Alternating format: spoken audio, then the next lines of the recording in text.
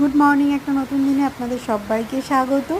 আমাদের মন কিন্তু ভীষণ খুশি, কিন্তু ওয়েদারের মন দেখছি একটু খারাপ। তার জন্য কিন্তু চলে এসেছি ঠাকুর ঘরে। নিট অ্যান্ড ক্লিন করে ঠাকুরদের স্নান করিয়ে সেমি নতুন জামা কাপড় পরিয়ে বসিয়ে দিয়েছি, কারণ পুজো সামনে এসেই গেছে। তখন আমরাও যেমন সাজগোজ করছি, ঠাকুরটাও সেজে গুজে উঠেছে।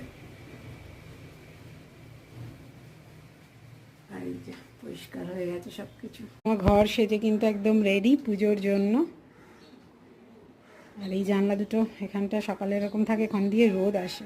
হচ্ছে মাম্মার বিছানা, সেটাও রেডি। এই চাদরটা কোথা থেকে কিনেছিলাম যেন, বিশাল থেকে কিনেছিলাম। খুব সুন্দর চাদরের কোয়ালিটিগুলো, একদম পিওর কটন। এখানে মাম্মা পড়ছে পুজোর জন্য মেহেন্দি। এখন বসে পড়েছি আইসক্রিমটা নিয়ে। সন্ধেবেলা বানিয়ে ফেলেছিলাম কিন্তু চিকেন